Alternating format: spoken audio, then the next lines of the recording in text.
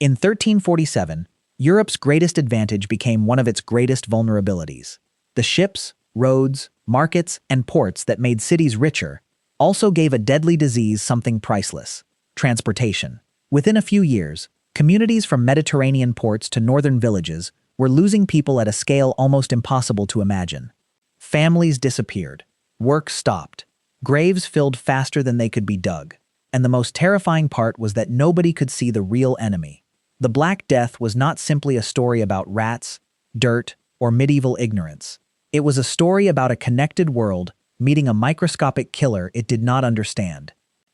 The killer was a bacterium called Yersinia pestis. Today, scientists can identify it, test for it, and treat plague with antibiotics. Medieval Europeans had none of those advantages. They did not know bacteria existed. The disease had already traveled across parts of Eurasia before reaching Europe. Long-distance trade connected distant regions through caravans, commercial cities, ports, and ships.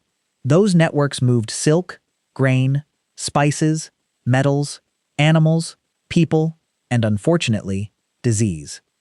By the 1340s, plague was moving westward through these connected routes.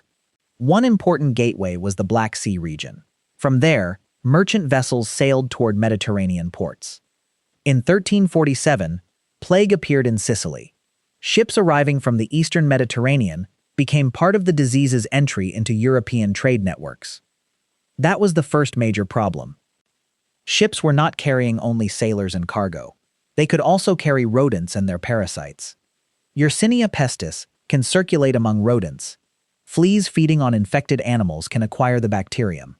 Under certain conditions, infected fleas may then bite humans and transmit plague. For generations, the simplified story was easy: infected rats, infected fleas, dead humans. Reality is more complicated. Researchers still debate exactly which animals and transmission patterns explain the extraordinary speed of the medieval pandemic. Rats and fleas were important possibilities, but human ectoparasites, such as fleas or lice, may also have contributed in some outbreaks. Pneumonic plague could spread directly between people through respiratory droplets, so there was probably no single transmission pathway operating everywhere. But trade gave every pathway more opportunities. Imagine a busy medieval port. Grain sacks sit beside barrels. Warehouses attract rodents. Sailors sleep close together. Merchants arrive from different cities. Dock workers unload cargo. Travelers leave the same day. To a merchant, that port is opportunity. To an infectious disease, it is an airport without security. From Sicily, plague spread into major Mediterranean centers. It reached cities in Italy, then moved through France and beyond.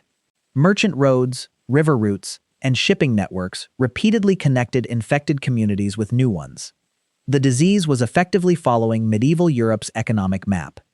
That helps explain one of the Black Death's most unsettling lessons. Civilization did not fail because people were isolated. The disease succeeded partly because people were connected. And medieval cities gave it another advantage: density.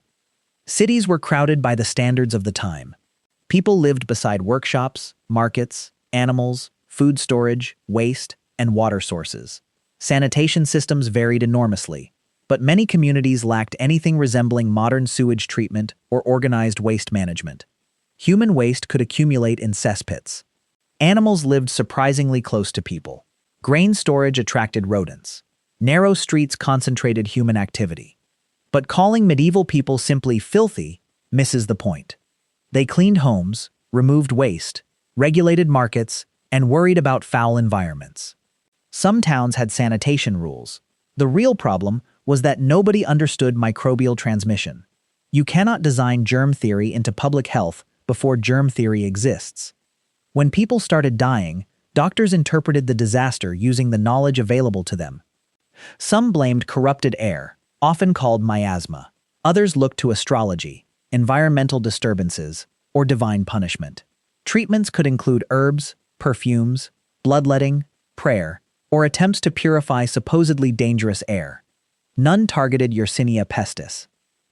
Meanwhile, the symptoms could be brutal.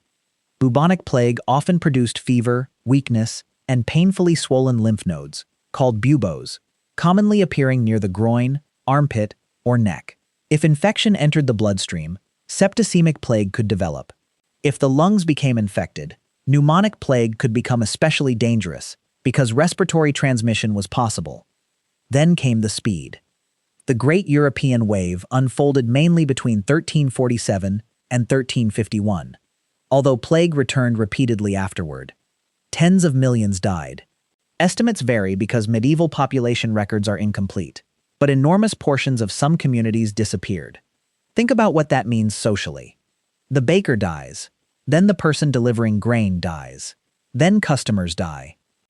A priest dies, a physician dies, a parent dies, a child dies. The crisis becomes more than medical. Every death removes another person needed to keep society functioning. And fear creates secondary disasters. Rumors spread almost as efficiently as infection. Some communities searched desperately for someone to blame. Jewish populations were falsely accused of poisoning wells and deliberately causing disease. These accusations had no scientific basis, yet they contributed to horrific persecution and massacres. This was not disease control. It was panic, turning uncertainty into violence. Other people fled infected cities. Understandably, anyone with money or somewhere else to go might try escaping. But movement could also carry disease into new areas. Authorities gradually experimented with something more useful: restricting movement. One of the most important developments appeared in Mediterranean port cities after the initial catastrophe. Ships and travelers arriving from infected regions could be isolated for periods before entering communities. These practices evolved into what we now call quarantine. Nobody needed to know what a bacterium was to notice a pattern. Separation sometimes reduced transmission. That was a major intellectual shift. Observation was beginning to outperform explanation. Yet quarantine could not undo what had already happened. The Black Death had found a Europe perfectly shaped for rapid movement. Expanding commerce, connected ports, busy roads, dense towns, vulnerable populations, and almost no knowledge of microorganisms. This does not mean trade caused the pandemic. The bacterium caused the disease. Trade created the pathways. Urban conditions created opportunities. Biology supplied transmission. And human reactions sometimes either slowed the danger or made the catastrophe worse. That distinction matters even today. Imagine looking at a map of the United States. New York, Los Angeles, Chicago, Atlanta, highways, airports, rail hubs, shipping terminals. Now replace airplanes with sailing ships and highways with medieval trade roads. The technology changes. The network principle does not. The Black Death moved through a world becoming increasingly connected. Every successful commercial link could also become a biological link. But there is another reason this story remains important. People eventually learned. Not immediately, not cleanly, and certainly not without terrible mistakes. Communities began recording deaths more carefully. Governments experimented with isolation. Ports developed health controls. Centuries later, microscopy, germ theory, epidemiology, and laboratory science finally revealed the mechanisms medieval societies could only guess at. Today, plague still exists naturally in animal populations, including in parts of the western United States.